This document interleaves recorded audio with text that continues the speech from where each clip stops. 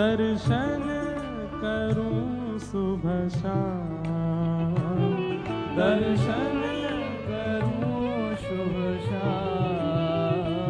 बरसाना विरज रजधानी, बरसाना विरज रजधानी, बरसाना विरज रजधानी, बरसाना विरज रजधानी। जहाँ विराजे राधा रानी, जहाँ विराजे राधा रानी। मुंबई की कथा तब सार्थक मानिएगा, मुंबई की कथा तब सार्थक मानिएगा कि यहाँ बैठे बैठे लगे ही नहीं कि हम मुंबई में हैं, ऐसा लगे कि ब्रजमंडल में बैठे हैं। ओ मेरो मन लगो बरसाने में, जहाँ विराजे राधा रानी। मेरो मन लगो बरसाने में, जहाँ विराजे राधा रानी। ओ मेरो मन लगो बरसाने में, जहाँ विराजे राधा रानी। मेरो मन लगो बरसाने में, जहाँ विराजे राधा रानी। ओ मुझे दुनिया से नहीं लेना देना, मुझे दुनिया से नहीं लेना देना। मुझे दुनिया से नहीं लेना देना। मुझे दुनिया से नहीं लेना देना। ओ ये जगत है एक सपना, ये जगत है एक सपना। ये जगत है एक सपना। ये जगत है एक सपना। यहाँ कोई नहीं अपना, यहाँ कोई नहीं अपना। ये वाली पंक्ति तो जोर से गाओ ने। हो यहाँ कोई नहीं अपना, ओ यहाँ कोई नहीं अपना। सिवाय इसके मेरी अपनी वृषभानु दुलारी, मेरी अपनी वृषभानु दुलारी। ओ मेरी अपनी वृषभानु दुलारी, मेरी अपनी वृषभानु दुलारी। हे वृषभानु दुलारी, वृषभानु दुलारी। वृषभानु दुलारी। वृषभानु दुलारी। मेरी श्यामा प्यारी, मेरी श्यामा प्यारी। बरसाने वाली, बरसाने वाली। हे वृषभानु दुलारी, वृषभानु दुलारी। वृषभानु दुलारी। मेरी अपनी वृषभानु दुलारी, मेरी अपनी वृषभानु दुलारी। ओ जहाँ विराजे राधा रानी, जहाँ विराजे राधा रानी। ओ मेरो मन लगो बरसाने में, जहाँ विराजे राधा रानी।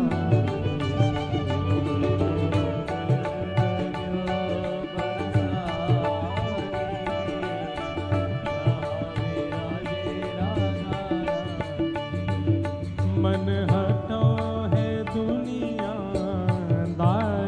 से, मन हटो है, मन हटो है दुनियादारी से, मन हटो है। ओ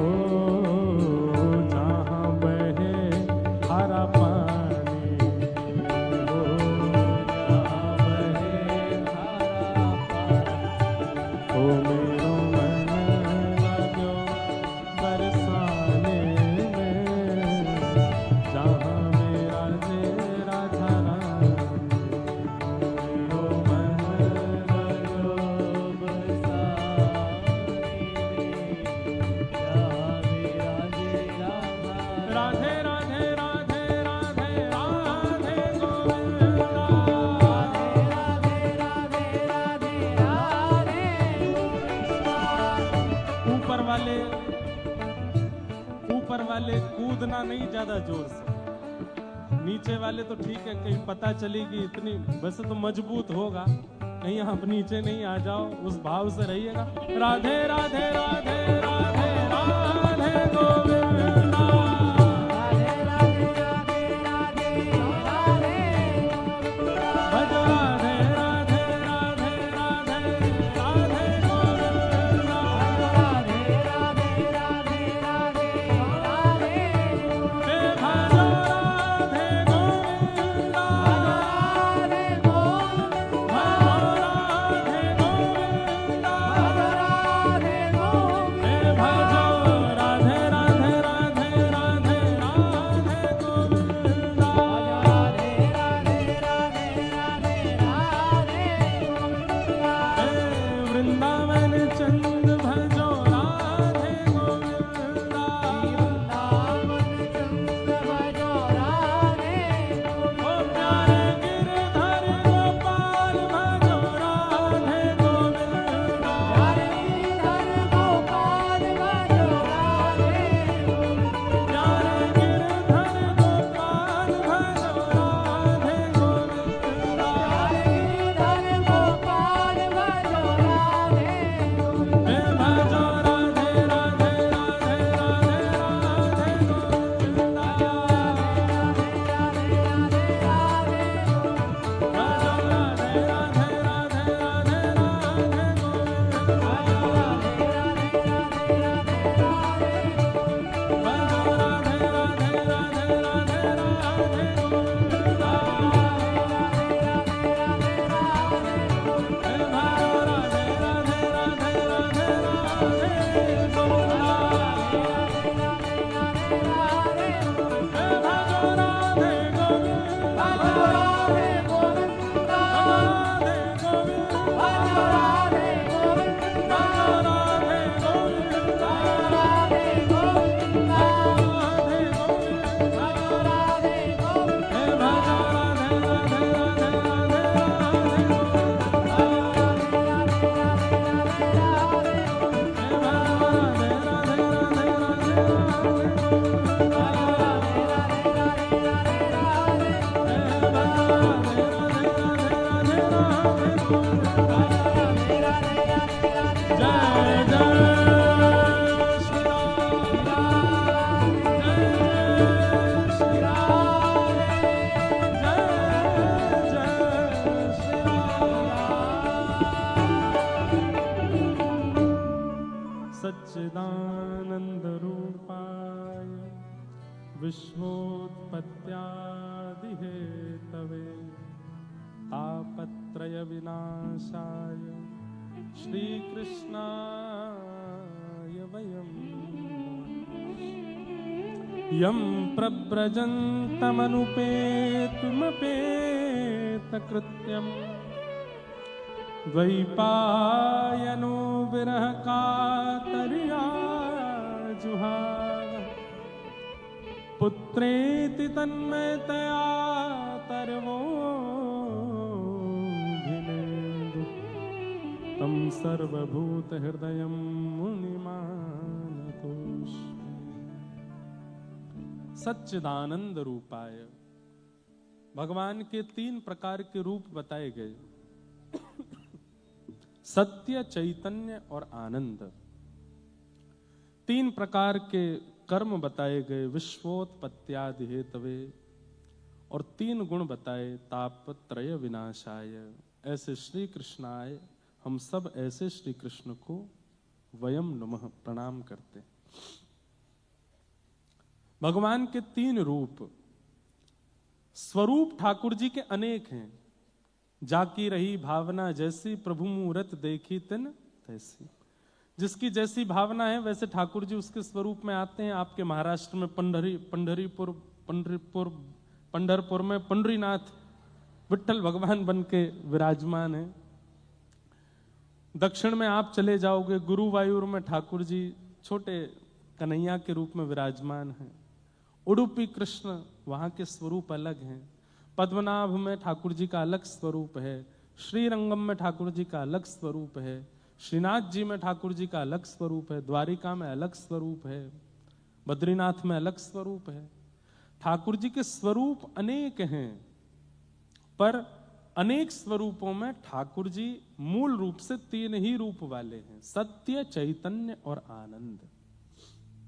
सबसे पहला ठाकुर जी सत्य हैं।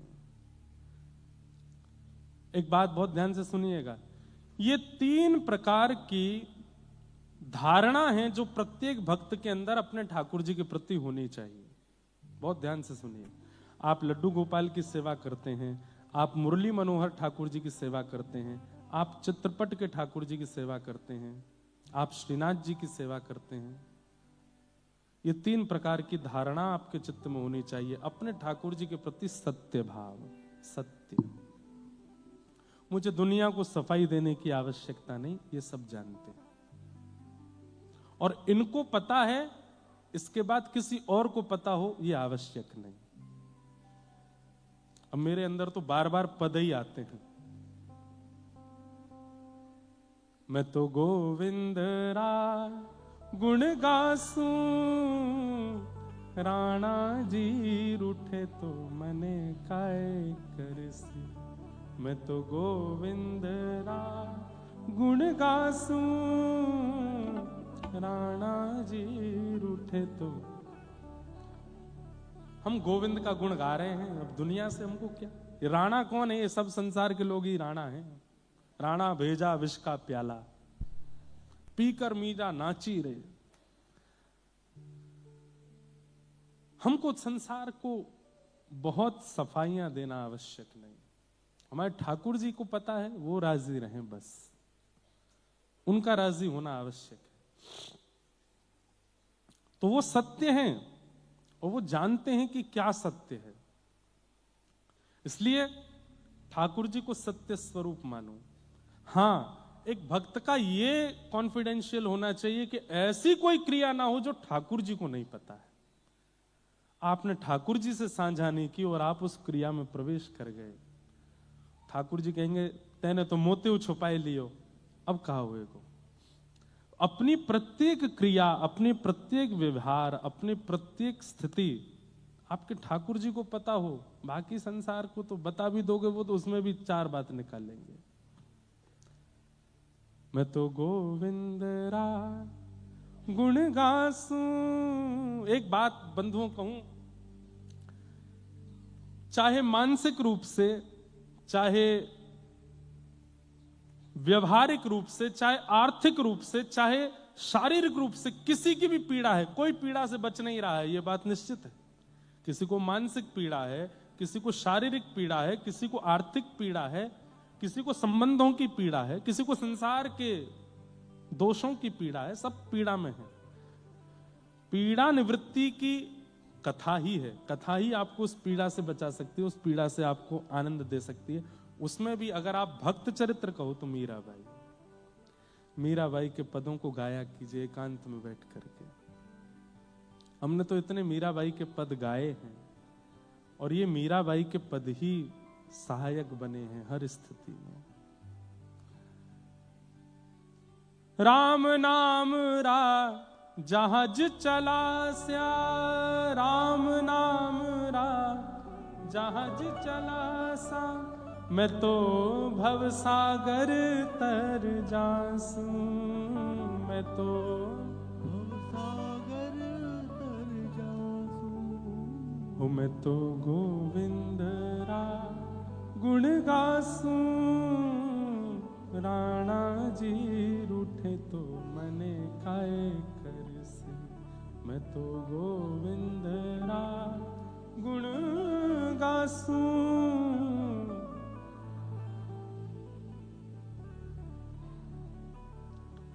यह संसार बाढ़ का कांटा, यह संसार बाढ़ का कांटा, मैं या संगत नहीं जासूं, मैं या संगत नहीं जासूं। मीरा के प्रभु गिरधर नागर, मीरा के प्रभु गिरधर नागर, मीरा के प्रभु गिरधर नागर, मीरा के प्रभु गिरधर नागर। मैं तो हरस हरस गुण गासूं, मैं तो हरस हरस गुण गासूं।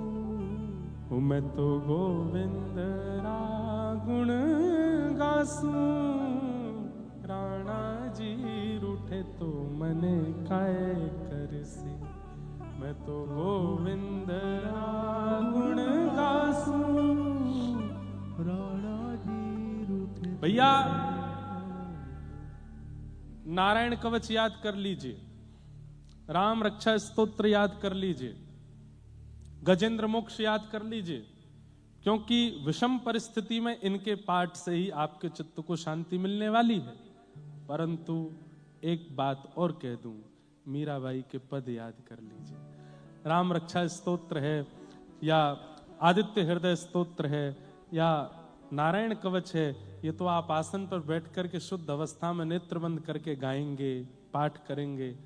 परंतु चलते फिरते उठते बैठते मीराबाई के पद गाने हैं। गाड़ी चला रहे हो तब भी मीराबाई के पद गाओ, बैठे हो तब भी मीराबाई के पद गाओ, लेटे हो तब भी मीराबाई के पद गाओ, खा रहे हो तब भी 22 के पदों को गाओ। आपको अपना कष्ट बहुत सूक्ष्म लगने लगेगा। 22 कितनी प्रसन्न हृदया हैं कि अपनी ऐसी विषम परिस्थिति में ऐसे पद गा रही हैं। हमारा कष्ट क्या उनके आगे? कुछ भी नहीं। इसलिए 22 के पद गाया करो। नित्य अपने ठाकुर जी को अगर प्रसन्न करना है तो 22 के पद सुनाया करो उसी भाव से। तो भगवान सत्य हैं, उनको कॉन्फिडेंशियल अपने पास रखो। इनको सब पता है, मुझे सबकी आवश्यकता नहीं। सत्य। दूसरा, ठाकुर जी को चैतन्य मानो, जड़ नहीं। ठाकुर जी जड़ नहीं है, ठाकुर जी पाषाण नहीं है। ठाकुर जी के प्रति धातु बुद्धि मत रखो। ठाकुर जी चैतन्य है। चैतन्य मतलब मेरे आपके जैसे ही हैं। उनके प्रति चैतन्य बुद्धि रखनी पड़ेगी। उन्हें सब पता है, वो सब जानते हैं, उन्हें सब अनुभव होता है। ये विश्वास आपको अपने चित्त में रखना पड़ेगा। आपकी बंबई की बलिहारी, यहां तो सर्दी है ही नहीं। हमारे यहां पूछो, एयरपोर्ट पर फ्लाइट उतारने में भी पायलट को लग रही है रनवे है कहां, दिख ही नहीं रहा। इतना कोहरा, इतनी ठंड, इतनी सर्दी, और इस बार तो बहुत ही ज्यादा है। यहां तो हम आए सुबह तो एसी चल रहे थे कमरों में, अद्भुत है। परंतु परिस्थिति अनुसार अपने ठाकुर जी की सेवा करना उसी भाव से, जैसा मौसम है, जैसा अनुकूल है। सर्दियों में ठाकुर जी को ऊनी वस्त्र पहनाने हैं, ठाकुर जी के आगे सिगड़ी सिद्ध करनी है, ठाकुर जी को हेना का इत्र लगाना है, ठाकुर जी के कान ढके होने चाहिए, ज्यादा चुभने वाले और बहुत पतले वस्त्र ठाकुर जी को धारण नहीं कराने हैं। इन सब का विचार तभी आप कर सकोगे जब ठाकुर जी के प्रति चैतन्य बुद्धि रखोगे।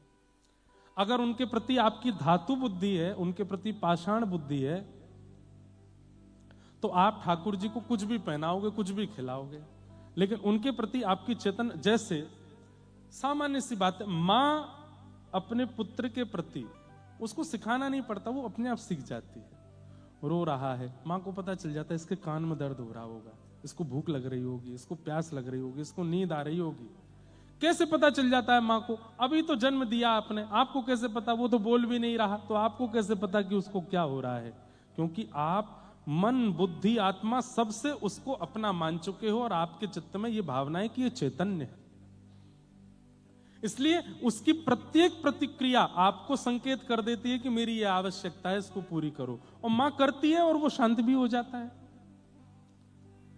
ठाकुर जी के प्रति हम लोग असमंजस में क्यों रह जाते हैं?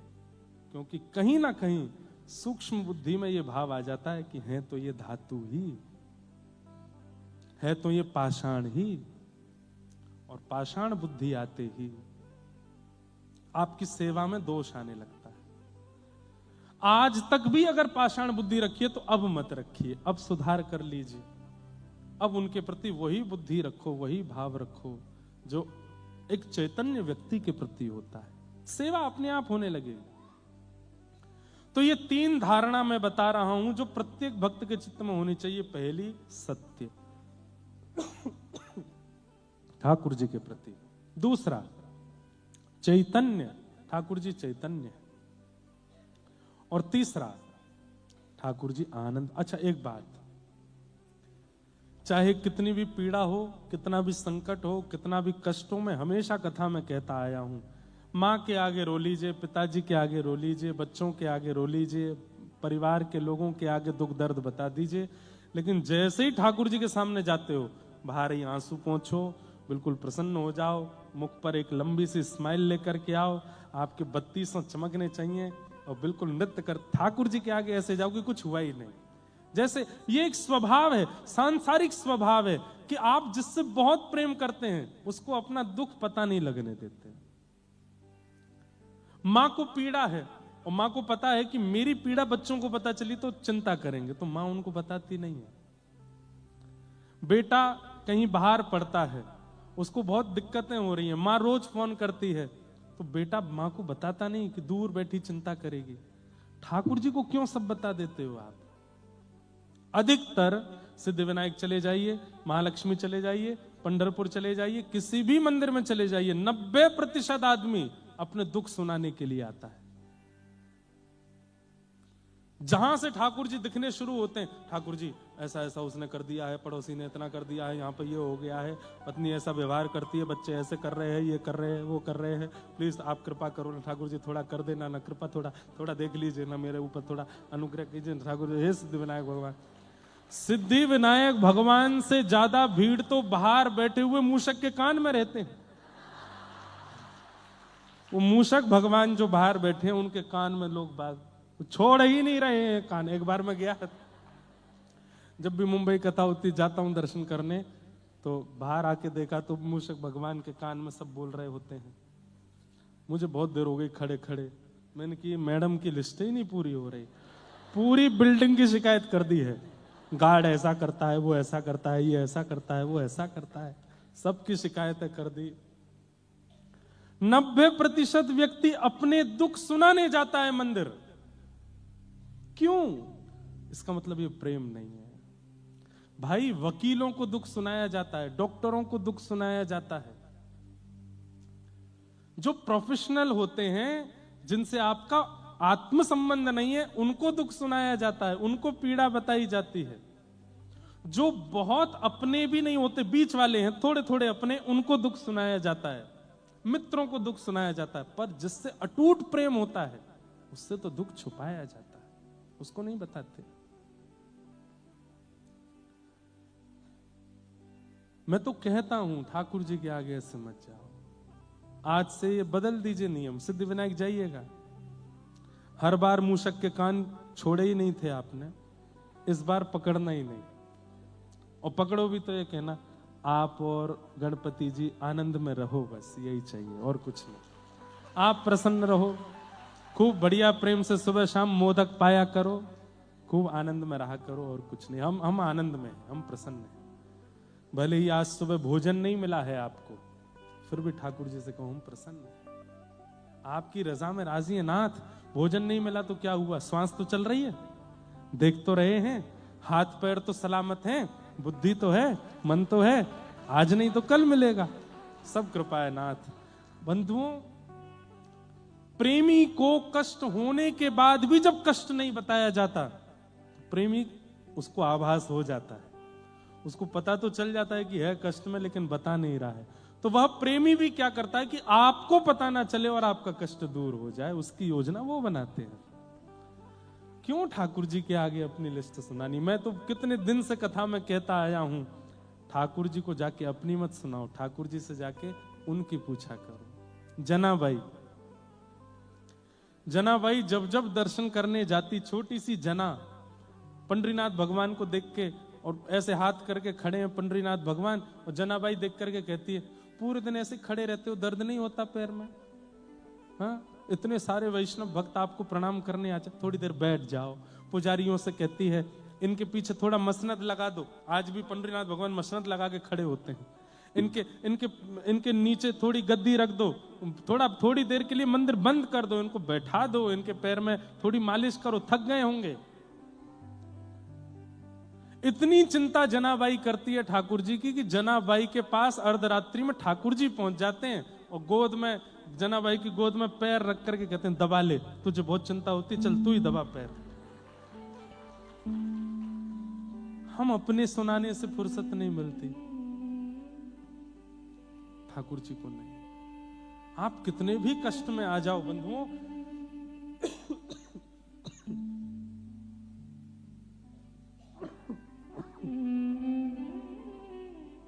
मत कहिए। मुझे बहुत लोगों ने बहुत कुछ कहा, ऐसा करो, ऐसा करो, ये करो, वो करो। हमने कि लाल जी बैठे हैं हमारे, सब आनंद है, क्या कितनी क्रियाएं करूं? अरे आज तक ठाकुर जी ने प्रसन्न रखा, यदि एक थोड़ी सी अपवाद रूपी थोड़ी पीड़ा अगर दे भी दी तो मैं इतना विचलित हो जाऊं कि मैं ठाकुर जी के आगे जाकर रोने लगूं? नहीं, प्रसन्न रहना है, यह भी जीवन का एक अंग है, दिया है ठाकुर जी ने। हर परिस्थिति को प्रसाद मान करके स्वीकार करो, और प्रसाद पाया जाता है, छोड़ा नहीं जाता, उसको स्वीकार करो। बंधुओं, ठाकुर जी कई बार विषम परिस्थिति देख करके परखते हैं आपको कि देखूं तो सही अब विचलित होगा कि नहीं। यानी पूरी दुनिया कथा सुना दे, एक बार या की परीक्षा लेके तो देखो, ये कैसी स्थिति में पास हुए फेल हुए ये हम नहीं जानते, ये ठाकुर जी की जिम्मेवारी है। पर अपने को प्रसन्न रहना है, अपने को आनंद में रहना, अपने को चिंता नहीं करनी। ठाकुर जी है ना हमारे साथ, सब मंगल में करेंगे, सब आनंद करेंगे। अपनी पीड़ा मत सुनाओ, ठाकुर जी से पूछो आप तो राजी हो ना, आप प्रसन्न हो ना, बस। और ये बुद्धि कब आएगी? जब आपके चित्त में ठाकुर जी के प्रति आनंद भावना, सत्य, चैतन्य और आनंद, ये तीसरी स्थिति हर भक्ति पथिक को अपने जीवन में लानी है। आनंद, चाहे जितनी पीड़ा में हो, गुरु और गोविंद के सामने जब जाओ तब नाचते हुए जाओ, तब उत्सव मनाते हुए जाओ, तब नृत्य करते हुए जाओ। कोई पीड़ा नहीं है हमें, हम प्रसन्न हैं। सूरदास जी के नेत्र नहीं है, देख नहीं सकते दुनिया, लेकिन जब जब लाल जी के सामने जाते हैं तो नेत्रों से आंसू गिरने लगते हैं। कोई पूछता है सूरदास जी आप रो क्यों रहे हो? तो कहते हैं आज मेरो लाला बड़ो सुंदर लग रहा है, ऐसा सुंदर श्रृंगार करके बैठो है, ऐसी सुंदर पाग पहन रखी है, ऐसी सुंदर यानी माला पहनी है, ऐसी सुंदर पोशाक पहनी है, बड़ो सुंदर लग रहा है। अब वहां खड़ा हर व्यक्ति जानता है कि इनको दिखाई नहीं दे रहा, लेकिन ठाकुर जी को अपनी पीड़ा नहीं सुना रहे हैं। ठाकुर जी के आगे जाके भी कहते हैं ठाकुर जी आज आप बड़े सुंदर लग रहे हो, कोई की नजर नहीं लग जाए, ऐसे ही राजी रहो। दिखता नहीं है फिर भी।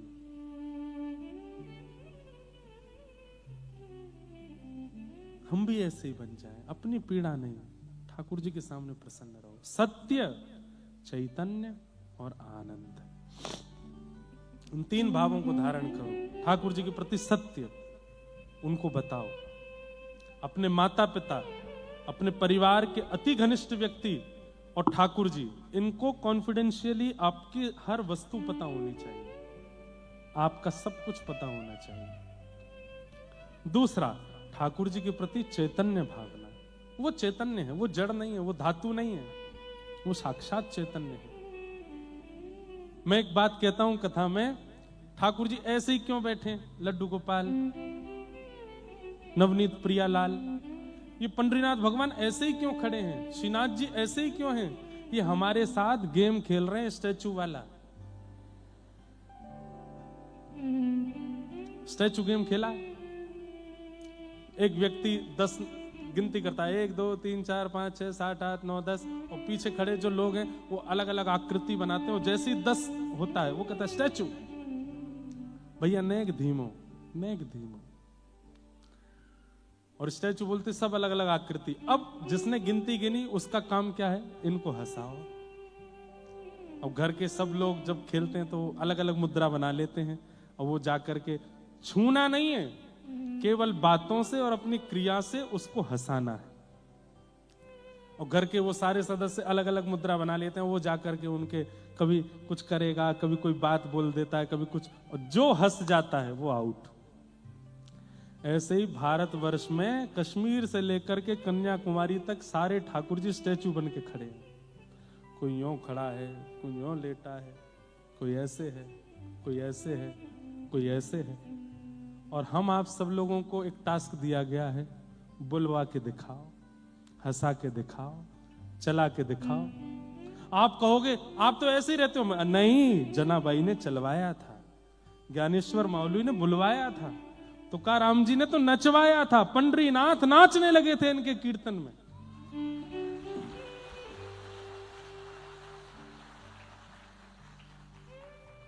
अबीर गुलाल उधरी तरंग, नाथा घरे नाचे माझा सखा पांडुरंग। नाचने लगे पांडुरंग।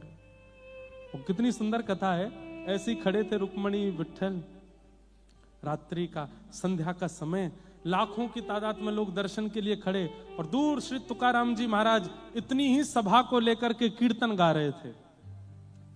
खड़े खड़े ठाकुर जी हिलने लगे। बगल में खड़ी रुक्मणी जी बोली, क्या कर रहे हो?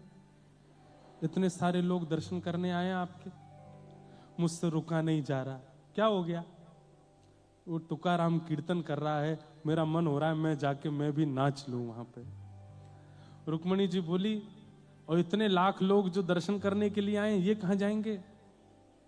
बोले, इनकी व्यवस्था तो कुछ हो जाएगी, ये तो थोड़ी देर प्रतीक्षा भी कर लेंगे, पर मुझसे रुका नहीं जा रहा। मैं पूरे दिन खड़ा रहता हूं, कभी कुछ नहीं बोलता, आज मेरा मन हो रहा है कि मैं जाके थोड़ा नृत्य कर लूं।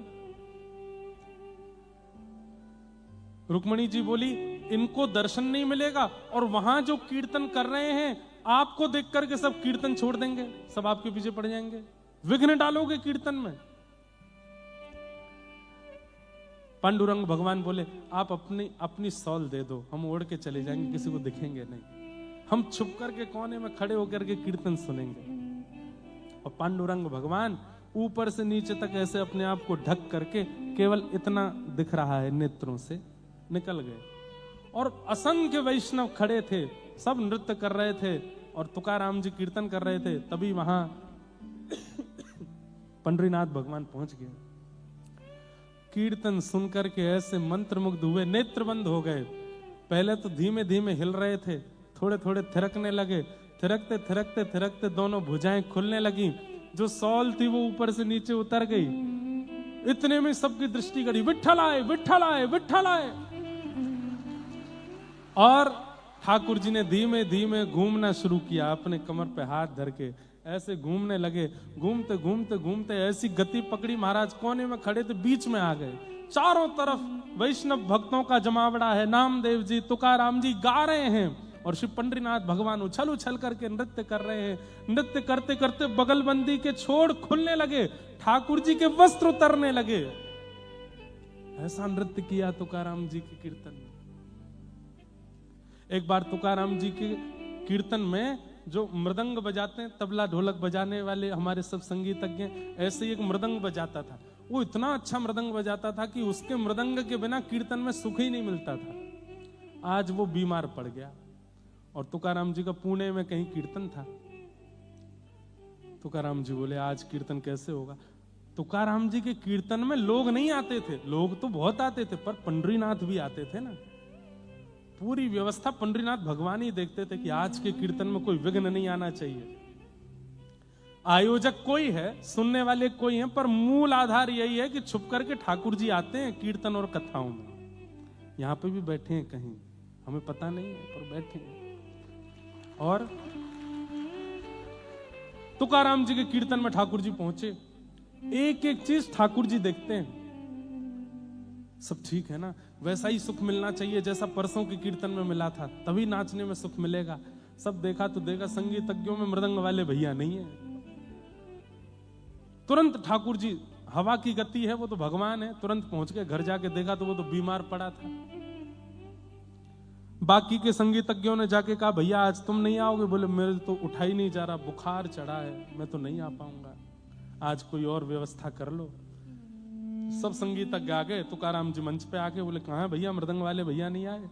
बोले उनको तो बहुत तेज बुखार है, वो नहीं आ पा रहे। इतने में ही देखा घुंघराले केस थे मृदंग वाले भैया के भी, ऐसे ही घुंघराले केस, और आज तो अलग ही चमक रहा है, ऐसा ललाट पर तेज, और इतनी फुर्ती से दौड़ता हुआ आ रहा है। अरे तुकाराम जी रुक जा, आ गया, मैं आ गया, अभी आता हूं।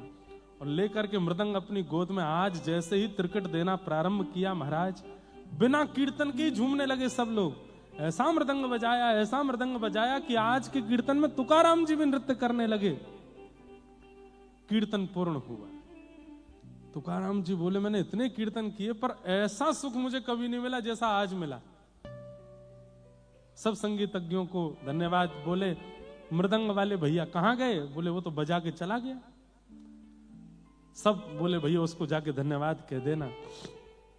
बाकी के संगीतज्ञ उसके घर गए, बोले तुम बड़ी जल्दी भाग के आ गए कीर्तन से। तुकाराम जी ने बहुत धन्यवाद किया, आज बहुत आनंद आया। बोले अच्छा, मेरे बिना आनंद आया आप लोगों को? संगीतज्ञ बोले तुम्हारे बिना, तुम तो आए थे, आज तो तुम्हारे केश अलग ही लहक रहे थे, आज तो तुम्हारी त्रिकट अलग ही चल रही थी, आज तो तुम अलग ही महक रहे थे, सुगंधी भी तुम में से बड़ी बढ़िया आ रही थी। और यहाँ के रजाई ओढ़ के पड़ गए फिर से? अरे फिर से नहीं पड़ा, मैं सुबह से उठा ही नहीं हूं, मैं यहीं पड़ा हूं, तेज बुखार है, आज मैं कीर्तन में आया ही नहीं हूं। ये बात जाकर के जब सबने तुकाराम जी को बताई, नेत्र सजल हो गए। बोले आज मृदंग वादन करने स्वयं पंडरीनाथ आए थे। तो कैसे कह सकते हो आप कि ये ऐसे ही रहते हैं?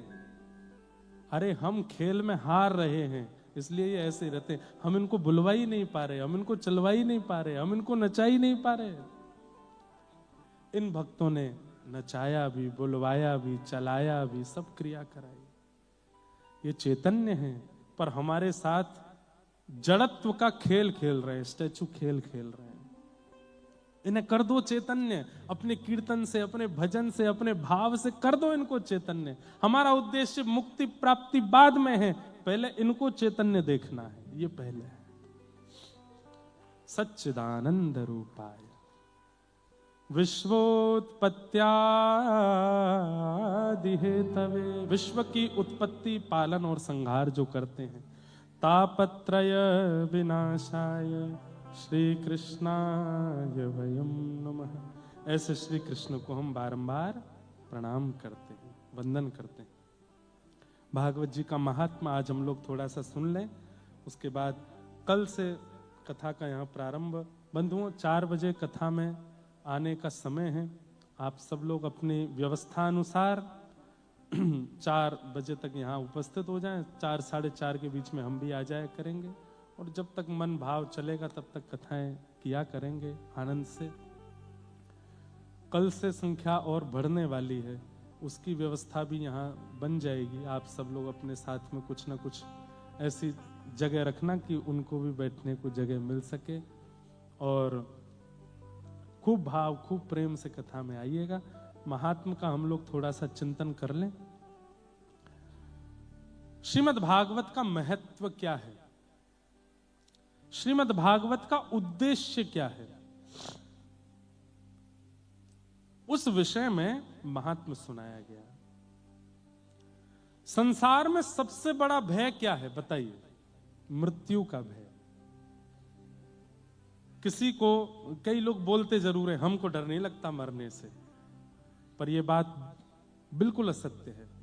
मृत्यु से सबको भय लगता है, चाहे कितना भी दुखी व्यक्ति हो, चाहे कितना भी सुखी व्यक्ति हो, चाहे कितना भी, सबको मृत्यु का भय होता ही है। और मृत्यु का सबसे पहला भय पता है कैसे? कोई बैठा हो, अचानक से मक्खी उसकी आंख की तरफ आ जाए, अपने आप ऐसे होगा, ये मृत्यु का भय करा रहा है आपसे। आप एक मक्खी से भी डर जाते हैं। अभी आप लोग सब यहां सभागृह में बैठे हैं, ज्यादा नहीं 100 मधुमक्खियां अगर अंदर आ जाएं, भागने लगोगे सब। क्यों? मृत्यु का भय। एक सर्प आ जाए, अरे एक छिपकली आ जाए, तो ही उछल उछल करके भागोगे। मृत्यु का भय सबको होता है। मृत्यु का भय सबसे उच्च भय है, परंतु उस मृत्यु के भय को अवसर में परिवर्तित करके उस भय का जो नाश करे वो श्रीमद् भागवत की कथा है। मतलब अभी आपके और मेरे मन में मृत्यु का मतलब मौत है, संसार का विनाश है, हमारे जीवन का अंत है। पर भक्त के लिए मृत्यु ये सब नहीं है। भक्त क्या सोचता है? मृत्यु क्या है? मृत्यु क्या है? मेरे प्रियतम का बुलावा है, मेरे प्रियतम के पास जाने का अवसर है। एक पद में कथा में गाया करता हूं, याद आ जाए तो पूरा सुनाऊंगा। हमारे भारत में एक बहुत अच्छे महापुरुष हुए श्री हनुमान प्रसाद पोद्दार जी, उनका ये पद है, भक्ति करने वाले के लिए मृत्यु क्या है? चलवा पिया के देश, चलवा पिया के देश, सजनी चलवा पिया के, सजनी चलवा पिया के। मोए भी 1 महीना बाद माइक मिलो है ना, तो रह रह करके भाव निकल रहे हैं। अच्छा एक बात और कहें, हम ना विचार करके नहीं बोलते, जो आता जाता है सन्मुख सबको स्पर्श कर देते हैं। और ये पद सब जगह प्रकट नहीं होते हैं, कहीं कहीं होते हैं, इसलिए गा लीजिए, बहुत सुंदर पद है। भक्ति करने वाले के लिए मृत्यु क्या है? वो यही विचार करता है कि मृत्यु क्या है? मेरे प्रियतम का बुलावा है, उस दिन मैं अपने प्रियतम के देश चला जाऊंगा या चली जाऊंगी। गाइए भाव से, चलवा पिया के देश,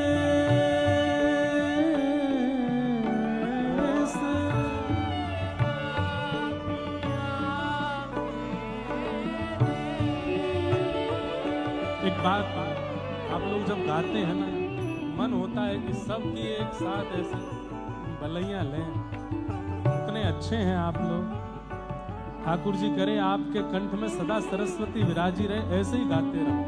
गाइए, सजनी चलवा पिया के, सजनी चलवा पिया के, ओ सजनी चलवा पिया के, सजनी चलवा पिया। कैसा है वो देश? ओ जहां ना मोह ममता की रजनी, जहां ना मोह ममता की रजनी, जहां ना मोह ममता की,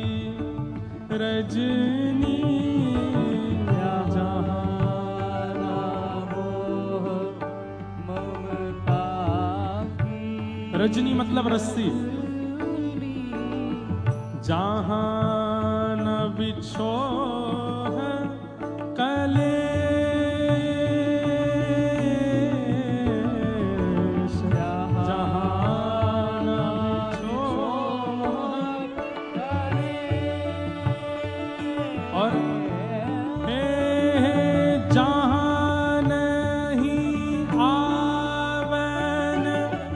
जावन कित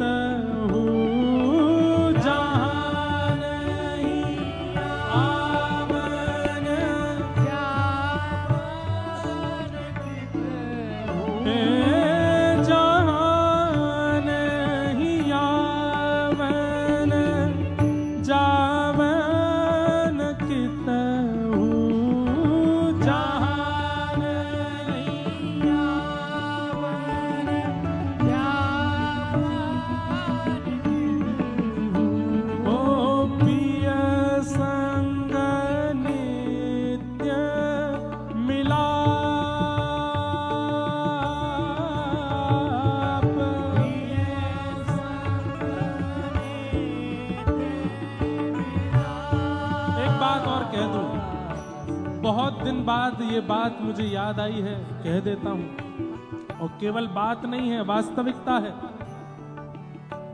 पुण्य करने वाले, सत्कर्म करने वाले, अनुष्ठान यज्ञ आदि करने वाले वैकुंठ की प्राप्ति करते हैं, स्वर्ग की प्राप्ति करते हैं, परंतु नित्य वृंदावन को भजने वाले तो मृत्यु के बाद निज वृंदावन की प्राप्ति करते हैं, वो निज वृंदावन में जाते हैं।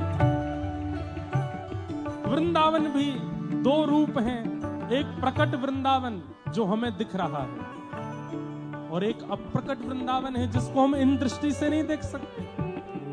उस अप्रकट वृंदावन को देखने लिए तो इनकी आवश्यकता है, इनकी आवश्यकता है। भक्तों की कृपा से ही वो अप्रकट वृंदावन दिखेगा। और उस अप्रकट वृंदावन में प्रिया प्रियतम मंदिर में नहीं, गर्भगृह में नहीं विचरण करते रहते हैं। उस अप्रकट वृंदावन की प्राप्ति होती है राधा नाम जपने वालों को, वृंदावन को भजने वालों को, श्री जी के उपासकों को उस अप्रकट वृंदावन की प्राप्ति होती है। मृत्यु की भय नहीं रहता है भक्तों को, मृत्यु की प्रतीक्षा होने लगती है। कब वह दिन आएगा जब हम वृंदावन से निज वृंदावन में प्रवेश करेंगे, जहां श्री राधा रमण, राधा वल्लभ, राधा मदन मोहन प्रत्यक्ष विराजमान है, चल रहे हैं, फिर रहे हैं, बोल रहे हैं, घूम रहे हैं, झूम रहे हैं। जहां नहीं आवन जावन कितहु, जहां नहीं आवन जावन कितहु, हे पिय संग नित्य मिला, प्रिय संग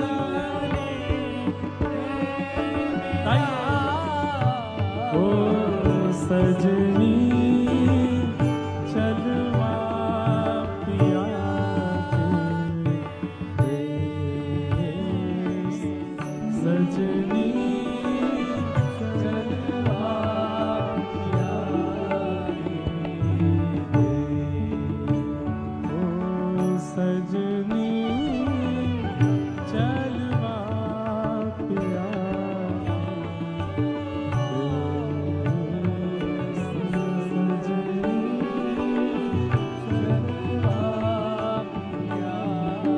श्री राधा रमण लाल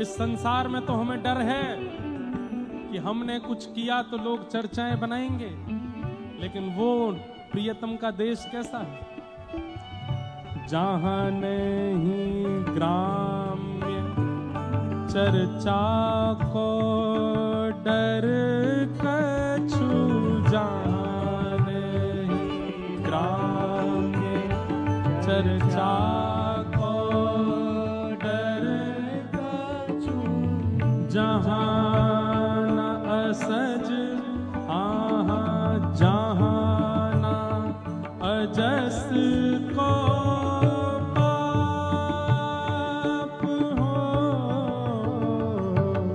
जहां न अजस को पाप। और कितनी अच्छी बात, उस देश में लोग क्या कहेंगे इसकी चिंता नहीं होती, क्योंकि लोग कुछ कहते ही नहीं है, सब अपनी ही क्रियाओं में व्यस्त हैं। और ना ही किसी को अपने अपयश का डर रहता है कि मेरा अपयश होगा। और उस देश में क्या होता है, यहाँ तो हमें ठाकुर जी के पास जाना पड़ता है और पास जाके फिर दूर होना पड़ता है। पंढरपुर जाएंगे, दर्शन करने के बाद दूर जाना पड़ता है। लेकिन उस देश में क्या होता है, जहां नहीं होता अंग संग कबहू, जहां नहीं होता अंग संग कबहू। क्यों ये कह रहे हैं, जहां नहीं होत अंग संग कबहू। अंग को संग नहीं करना पड़ता उस देश में ठाकुर जी का। देश का मतलब निज वृंदावन लगा लीजिएगा आप लोग। आप कह रहे हैं कि महाराज जी जहां अंग संग ही नहीं होता तो उसके लिए आप इतनी प्रशंसा क्यों कर रहे हैं? अरे भाई, अंग संग वहां करना पड़ता है जहां दूरी है। वहां दूरी है ही नहीं। उस देश की प्राप्ति का मतलब ठाकुर जी के संग ही हो जाते हैं। राधा रमण, राधा वल्लभ बिहारी जी से हम ऐसे जुड़ जाते हैं कि जहां देखें, जित देखूं उतित श्याम सुंदर है। एक क्षण के लिए भी विछोह नहीं होता। जहां विछोह है वहां संग करना पड़ता है, पर जहां संग ही है वहां विछोह कैसा?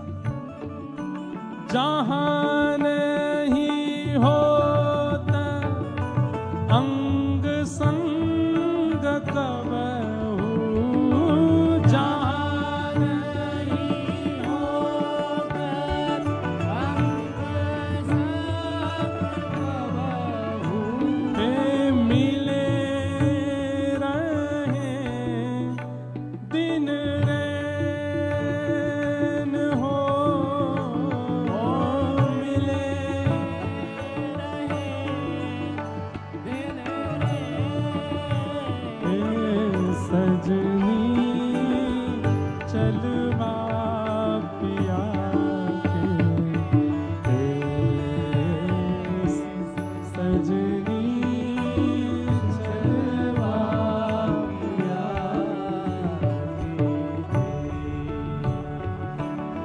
और हे आठों याम धाम प्रियतम के, गाइए।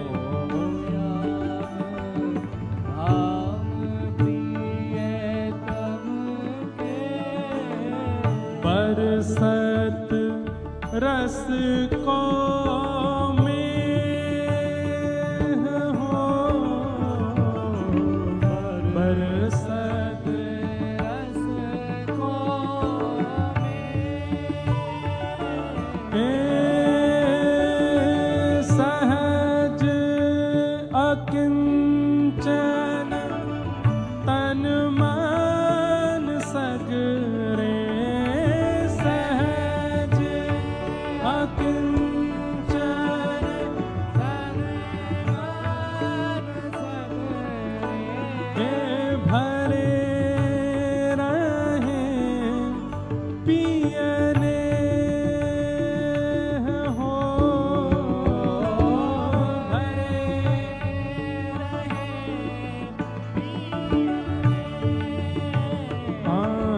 सजनी चलवा पिया के दे,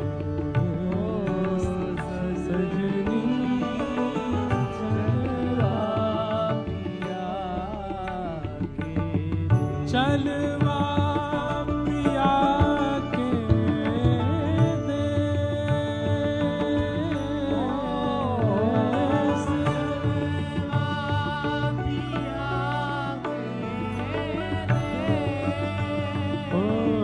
सजनी चलवा पिया के दे,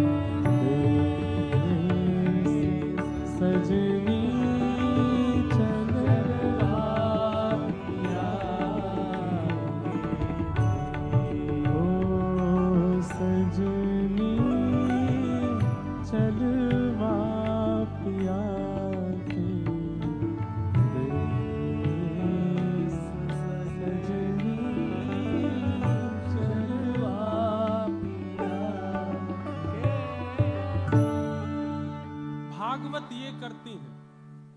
सुनने वालों के चित्त में मृत्यु के प्रति जो भय है उसको दूर करके मृत्यु को एक नया फॉर्मूला, नई डेफिनेशन दे देती है कि मृत्यु क्या है। आपके जीवन भर के भजन, आपके जीवन भर की भक्ति, आपके जीवन भर की सेवा का फल है कि मृत्यु से आप उस प्रिय के निज देश को प्राप्त करोगे। कथा सुनने वाला मृत्यु से भय नहीं करता, प्रतीक्षा करता है कब आएगी वो घड़ी जब इस संसार बात कहें, संसार से भय भी उसको होता है जिसको संसार की वास्तविकता नहीं पता। मृत्यु से भय उसको होता है जिसको संसार की वास्तविकता नहीं पता। ध्यान से सुनिए सब लोग, इधर देखिए। जिसको वास्तविकता पता चल जाती है उसको भय नहीं होता, फिर वो प्रतीक्षा करता है ठाकुर जी आएंगे और जब समय पूर्ण होना होगा मुझे लेकर के निज देश चले जाएंगे। और देखो, प्राचीन भारत में विवाह की जो पद्धति थी, आज मृत्यु की पद्धति भी कहीं कहीं मैच होती है। शव को भी सजाया जाता है जैसे एक दुल्हन को सजाया जाता है। शव को भी उठाया जाता है कंधे पर, जैसे प्राचीन भारत में एक पालकी को उठाया जाता था। प्राचीन भारत में भी रोते थे लोग दुल्हन के जाने पर, आज उस शव के जाने पर भी रोते हैं। चार कहार लेकर के उसको जाते हैं और जाकर के एक चिता रूपी विमान पर उसको बिठा देते हैं और बिठा करके अग्नि रूपी एक व्यक्ति के साथ उसको निज देश पहुंचा देते हैं, ठाकुर जी के देश। पर ठाकुर जी के देश जाएगा वही जिसने जीवन भर उस देश का चिंतन किया हो, उस देश के निवासी ठाकुर जी का चिंतन किया हो। जिसने उनका चिंतन ही नहीं किया वो थोड़ी जाएगा वहां पर। वो तो फिर पुनरपि जननम पुनरपि मरणम पुनरपि जननी जठरे शयनम आद्य गुरु शंकराचार्य जी की बात को सिद्ध करेगा। मृत्यु का भय दूर करती है भागवत, पहली बात। तभी यहां कहा गया, कालव्याल मुखग्रास त्रास निर्णास हेतवे श्रीमद् भागवतम शास्त्रम कलौ कीरेण भाषितम। काल रूपी व्याल के मुख में हम लोग ग्रास बन के बैठे हैं। जब काल मुख बंद कर लेगा हमारा समय पूर्ण हो जाएगा। पर उस काल रूपी व्याल के मुख में जब तक हम बैठे हैं तब तक सुरक्षित हैं, जब तक व्याल का मुख खुल, व्याल मतलब सर्प, काल रूपी सर्प का मुख जब तक खुला है तब तक हम सुरक्षित हैं। तब तक क्या कर लो, वो जब तक मुख बंद करे तब तक ऐसी ऐसी क्रियाएं कर लो कि मुख बंद होने पर शरीर का नाश हो पर आत्मा सदगति को प्राप्त हो जाए। वो किसके द्वारा होगी? बोले भागवत के द्वारा होगी। श्रीमद् भागवत में बताए गए नियम, क्रम, भाव, उनका पालन करने से वो संभव होगा। श्रीमद् भागवत की कथा, जन्मांतरे भवेत पुण्यम तदा भागवतम लभेत। अनेक जन्मों के भाग्य उदित होते हैं तब भागवत प्राप्त होती है। अब एक बात और सुन लीजिए, कथाएं तो बहुत सुनते हैं लोग, लगभग हर कथा में कई लोग आने वाले लोग हैं जो हर कथा में आते हैं, पर असर कुछ भी नहीं है, 0.1% भी असर नहीं है उनके पास। इसका मतलब क्या है? जीवन में इतना पुण्य है ही नहीं कि भागवत